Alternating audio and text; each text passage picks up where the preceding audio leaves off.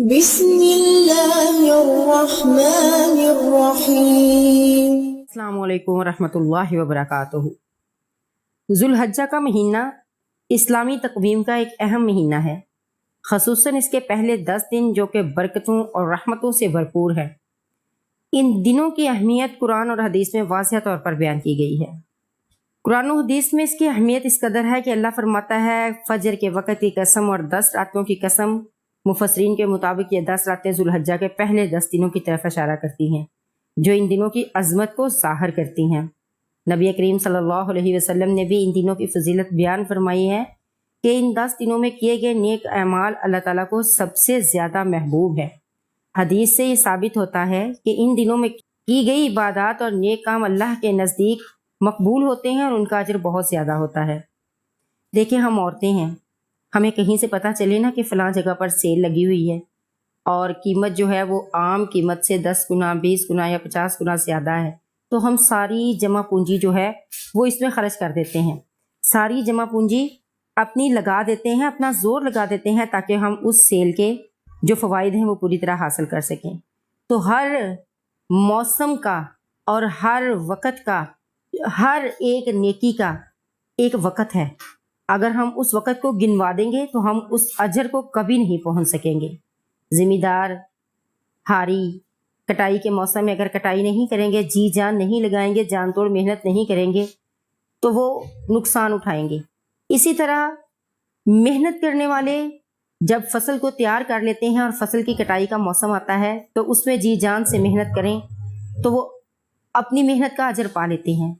تو یہ 10 دن جو ہیں یہ اللہ تعالیٰ کو اس قدر محبوب ہیں، اس قدر پیارے ہیں کہ نبی کریم صلی اللہ علیہ وسلم نے ارشاد فرمایا کہ ان دنوں میں کی گئی نیکیاں اللہ تعالیٰ کو اس قدر پسند ہیں کہ ایک انسان جو اپنی جان لے کر حاضر ہو جاتا ہے اللہ کے رستے میں، ہر چیز کو چھوڑ آتا ہے، اپنی محبوب چیزوں کو چھوڑ آتا ہے، اس انسان سے بھی بڑھ کر اللہ تعالیٰ کو ان دنوں میں نیکیاں کرنا پسند ہے۔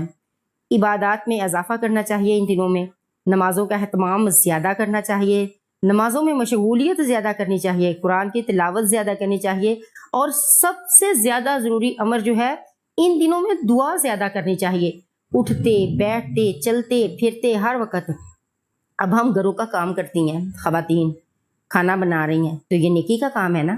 ہم اللہ تعالیٰ نے ہماری ذمہ داری ایک لگائی ہے، ایک خاندان ہمیں دیا ہے، ایک رعیت دی ہے اور ہم اس کی نگہداشت کر رہی ہیں۔ کتنی بڑی نیکی ہے یہ کہ اپنی ڈیوٹیز جو ہماری رب نے لگائی ہے پوری کر رہی ہیں۔ اس دوران دعا کریں، دعا انشاءاللہ قبول ہوگی۔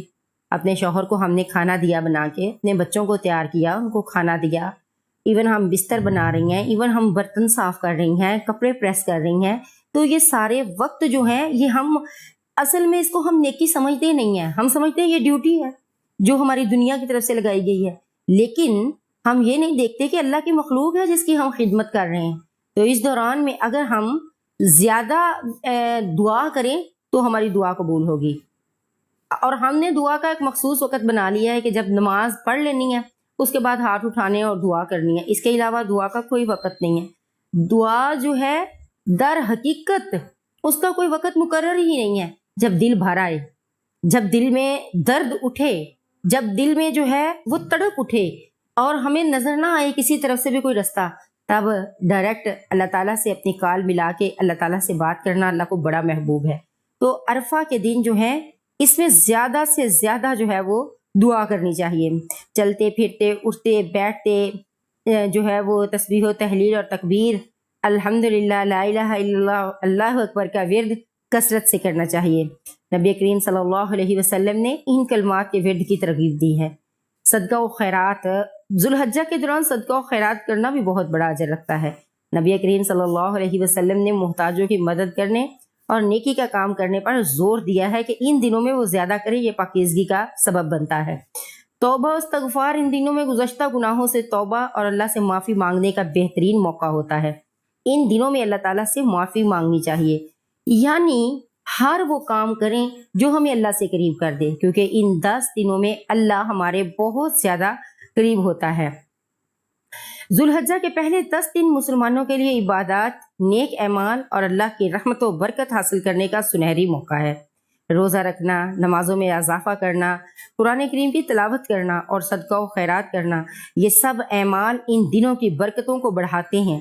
یہ اعمال نہ صرف روحانی حالت بلند کرتے ہیں بلکہ اسلام کی اصل روح یعنی اطاعت، شکر گزاری اور رحم دلی کو بھی پروان چڑھاتے ہیں۔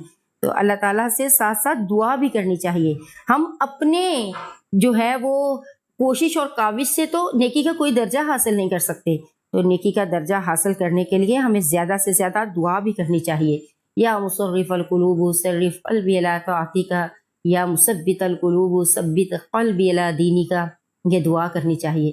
اللہ تعالیٰ سے نیکی کی جو ہے وہ استطاعت طلب کرنی چاہیے، اللہ تعالیٰ سے اس قدر مانگنا چاہیے بلکہ میرے پیغمبر نے فرمایا اللہ تعالیٰ سے اس طرح مانگو، اس طرح اللہ کا ذکر کرو کہ لوگ تمہیں مجنون کہنے لگیں۔